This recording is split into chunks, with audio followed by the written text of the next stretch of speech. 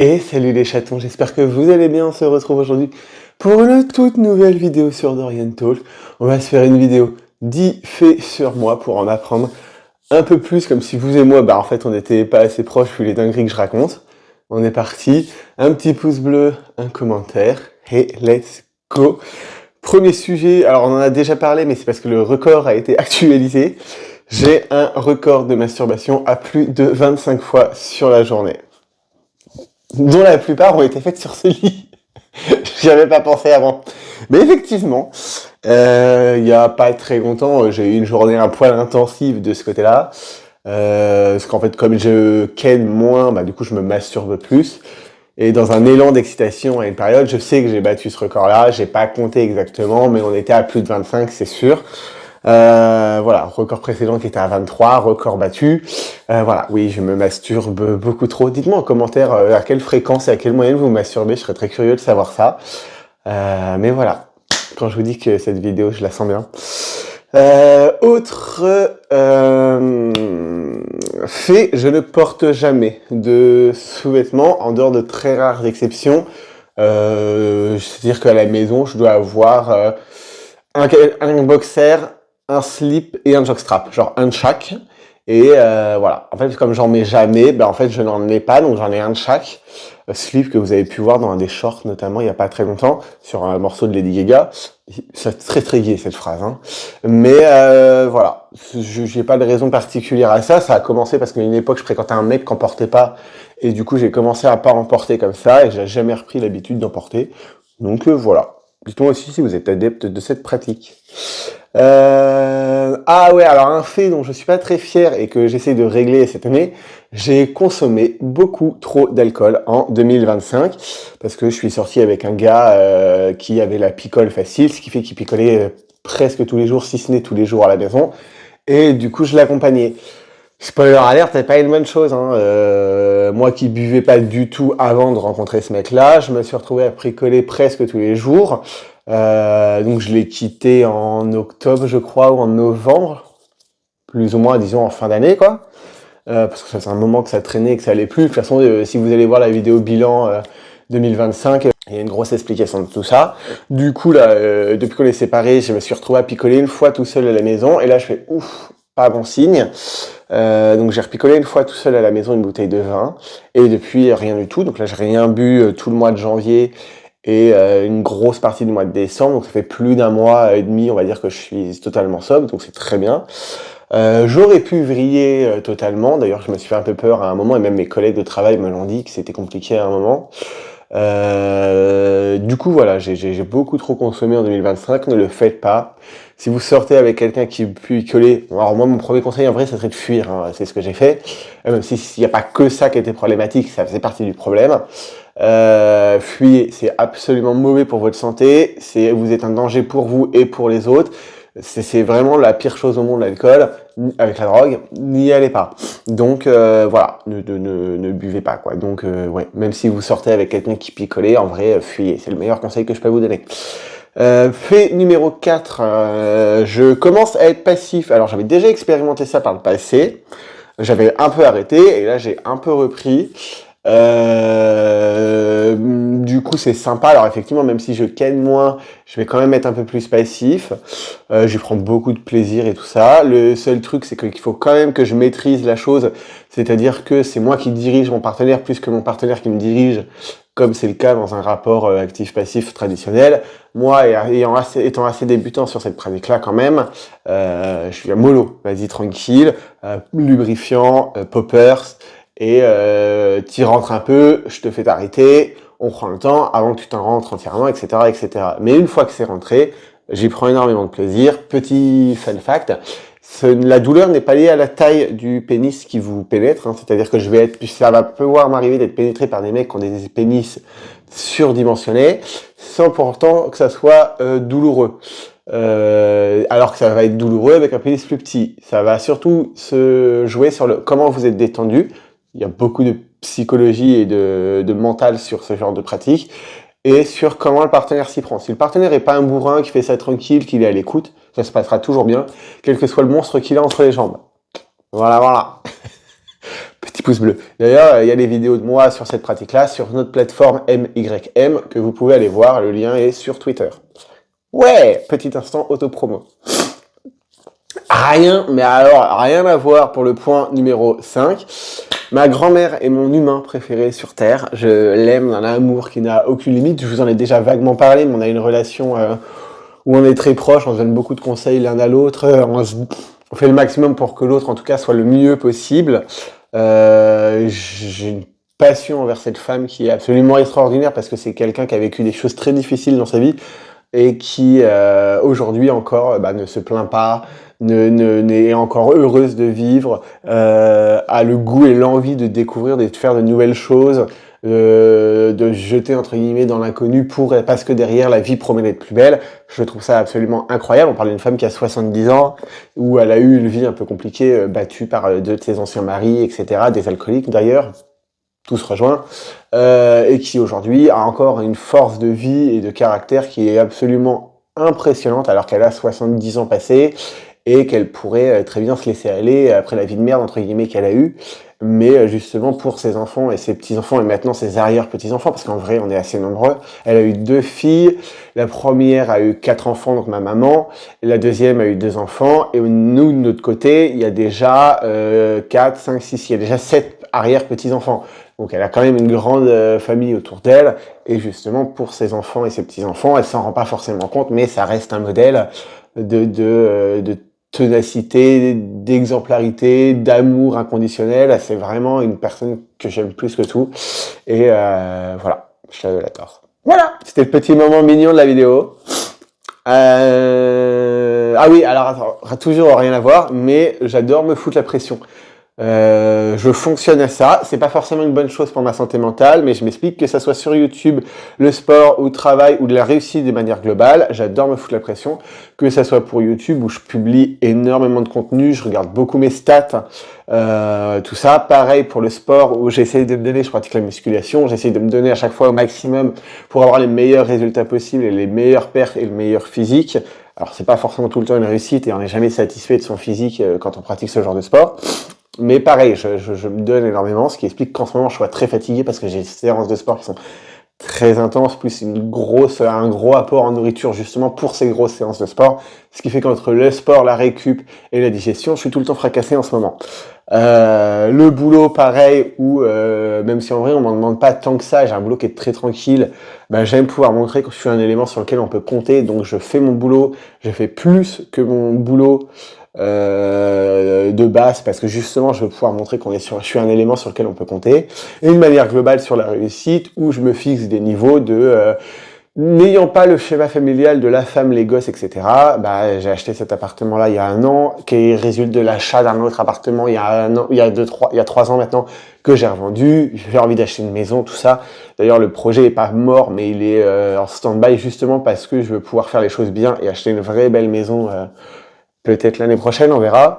Mais voilà, moi cette année, ça va être consacré à travailler dur, gagner de l'argent, mettre de côté pour espérer un jour, à un moment, acheter une grosse baraque. Ma situation financière est toujours fluctuante, je fais toujours à découvert, globalement c'est toujours compliqué. Voilà, mais dans un monde idéal, le chemin de 2026, ça sera ça. Mais c'est vrai que je me mets une pression de dingue alors que personne me demande grand chose.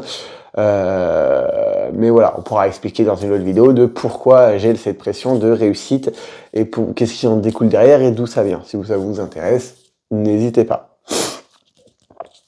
Alors par contre c'est assez rigolo tout ça parce que du coup, alors attendez, c'est le point suivant, mais on y reviendra. J'ai aucune idée de ce que je veux pour mon avenir, que ça soit maison, boulot ou couple. Même si l'idée sur le long chemin est là, acheter une grande maison avec un terrain dans un endroit qui me plaît, c'est le but final. Mais en vrai, qu'est-ce que je veux vraiment au niveau de la maison? Et puis il y a encore 1 an, acheter une maison, ça me plaisait pas du tout. Je voulais absolument un grand appartement en ville. Pour plein de raisons, notamment les syndics de copropriétaires. Un appartement, c'est mort, ça coûte une blinde, vous êtes quand même vachement dépendant d'autres personnes, c'est compliqué. Au niveau du boulot, comme je disais juste avant, je suis hyper épanoui dans mon boulot, mais il y a une possibilité que ça dure pas sur le très long terme. J'adorerais ça. Je vais être bloqué parce que j'ai pas le permis pour pouvoir évoluer, mais d'un autre côté, je n'arrive toujours pas à avoir ce déblocage sur le permis. D'autant plus qu'à partir de février, là, du coup, depuis quelques jours, ils ont interdit les comptes formation pour payer les permis, ce qui fait qu'il n'y a plus aucune aide pour payer les permis. Ouais. Et pareil pour le couple. L'expérience précédente a été un désastre et c'est pas plus mal que ça se soit terminé. J'ai pas spécialement envie de me remettre en couple, je crois. Mais d'un côté, la solitude n'est pas le truc le plus exaltant du monde, donc j'ai le cul entre deux chaises. Mais entre le boulot, la muscu et YouTube, j'ai pas non plus énormément de temps à consacrer à une relation. C'est un peu bancal. Pour vous faire un ordre d'idée, là, cette semaine, j'ai pris 3 jours de repos par rapport au boulot. En fait, j'ai posé mon samedi. Parce que du coup, le samedi, je vais faire des robes d'essai. Non. Je vais faire des essayages de robes de mariée pour une très bonne amie à moi le samedi.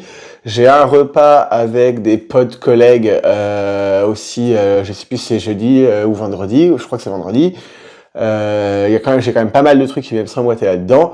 En termes de temps et de sociabilité, c'est compliqué. Donc en fait, je ne sais pas manier, comme mes journées sont pas extensibles, je ne sais pas manier mon temps pour pouvoir en plus y consacrer une relation. En fait, c'est toujours ce truc-là de qu'est-ce qui pourrait potentiellement me rendre heureux à l'avenir. Ben en fait, on n'en sait rien, c'est assez flou et je sais pas trop ce que je veux, quoi. Ouais, voilà. On est là. Mon seul regret dans la vie, alors là pareil, truc joyeux, mon seul regret dans la vie, c'est de jamais avoir dit adieu à mon papa.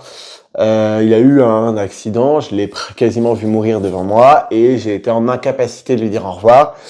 Je m'en suis voulu, mais vraiment violemment pendant des années, jusqu'à ce que je comprenne qu'en fait j'étais un enfant et que du coup je pouvais pas m'en vouloir. Mais aujourd'hui j'ai toujours ce regret au fond de moi de me dire putain je lui ai pas dit au revoir alors qu'en fait j'aurais pu avoir la possibilité. Pareil, si vous voulez qu'on discute un peu du deuil, de tout ça, de l'accident de mon papa, du coup, il est décédé en 2008, donc maintenant j'ai le recul nécessaire pour pouvoir en parler sans m'effondrer, et justement en ayant du recul et une grosse année de psychothérapie derrière. Si ça vous intéresse parce que vous avez traversé ces phases-là, ou juste parce que vous êtes curieux de savoir un petit peu tout ça, n'hésitez pas à me dire en commentaire, on peut en faire une vidéo. Ouais, c'est très joyeux cette vidéo. Un petit pouce bleu, on n'hésite pas. L'avant-dernière, j'ai des passions très bizarres. Je suis passionné d'audience télé. Alors, ça vient du fait que, déjà, j'adore les chiffres de base, même si je suis pas très bon en maths, mais j'adore le monde des médias.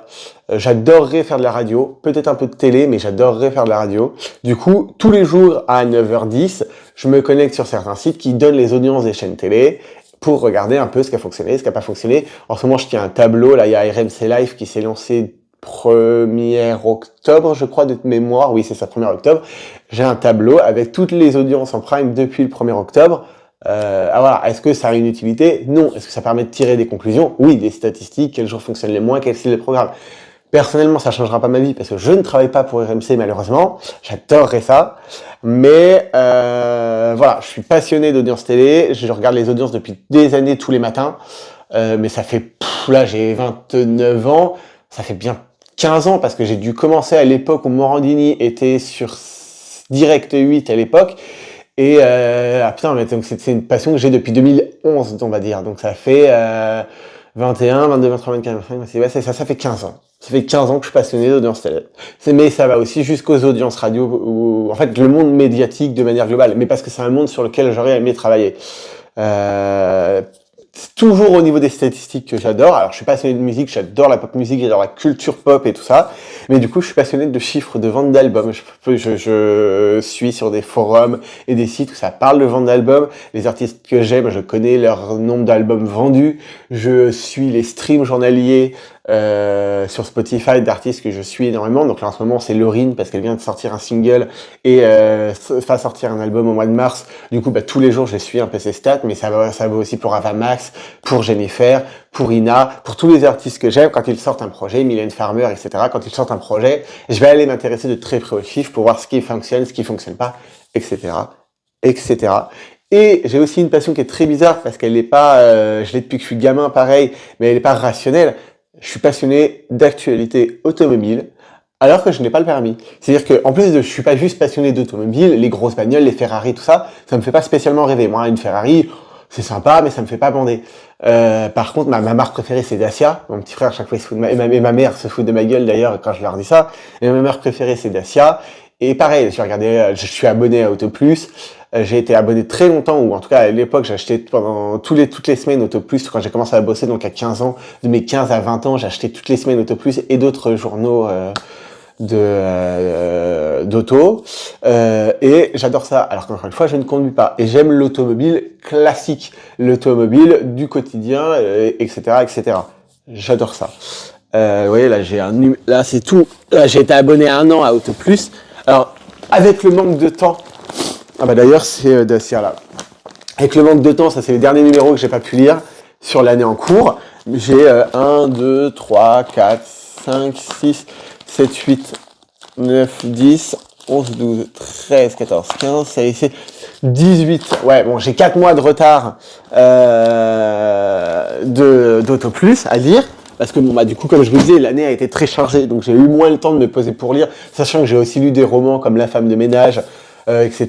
Donc du coup, j'ai eu moins le temps de lire AutoPlus. Mais voilà, j'adore ça. Je regarde plein de vidéos YouTube d'essais, des trucs qui soient premier degré ou des fois beaucoup moins. J'adore l'actualité automobile. La dernière, et ça tombe bien qu'on soit sur mon lit, la dernière qui a rien à voir avec ça et qui est un peu dégueulasse, ma position préférée pour le sexe, c'est la tête à l'envers, allongée sur le dos. Alors, je sais pas si vous allez bien voir, du coup j'ai l'air con si au montage vous le voyez pas, mais en gros comme ça, et avec la tête dans le vide. Donc j'ai vraiment la tête en arrière, la bouche grand ouverte, et le mec il peut y aller. Vraiment le sentiment d'étouffement. C'est ce qui me plaît dans celle de la pratique de la gorge profonde. Voilà, c'est ma position sexuelle préférée. Vous faites ce que vous voulez de cette information. J'espère que cette vidéo vous a plu. N'hésitez pas à le dire dans les commentaires. S'il y a des points sur lesquels vous voulez qu'on revienne, n'hésitez pas. Qu'est-ce que je peux vous annoncer d'autre? Normalement, si tout se passe bien, vous avez dû remarquer qu'il va y avoir ou qu'il y a eu des vidéos Wii Party ou un petit peu plus fréquentes que d'habitude. J'adore ce jeu, là j'y joue pas mal en ce moment et je vous fais des vidéos dessus. À voir si ça vous plaît ou pas, mais il y en aura un peu plus. Comme de toute façon, je me mets pas la pression sur ce que je fais sur YouTube, si ça fonctionne pas, c'est pas grave. Moi, je crée quand même du contenu et c'est ce qui me plaît. Voilà, n'hésitez pas à me dire ce que vous voulez voir sur la chaîne, les sujets que vous voulez que j'aborde. On va essayer de revenir un peu plus à des formats où vraiment on est face cam, un peu moins préparé, un peu moins récité, ou qui nécessitent moins de recherche parce que du coup c'est moins spontané. Parce que ça, par contre, j'ai bien compris que ça vous plaisait, les vidéos, je suis plus spontané. Donc n'hésitez pas à me dire tout ça. Là, moi, je suis de fermeture au boulot, donc il faut que j'aille m'entraîner et je bosse jusqu'à 23h après. Ouais, c'est pas grave. En vrai, le boulot est pas chiant, c'est juste que ça me fait chier d'être à 23h au travail, quoi, et de rentrer à la maison à 23h30. Mais c'est pas grave. Je vous fais des bisous et je vous dis à très vite sur Dorian Talk pour une nouvelle vidéo. Ciao! Et alors là, il va y avoir le moment pas du tout digne où il va falloir essayer de sortir du lit. J'ai des courbatures partout. J'ai fait squat, soulevé de terre et développé couché hier. Je suis fracassé. Allez, bisous. D'ailleurs, si vous voulez que je vous emmène à l'entraînement, LC4, dites-moi. Hi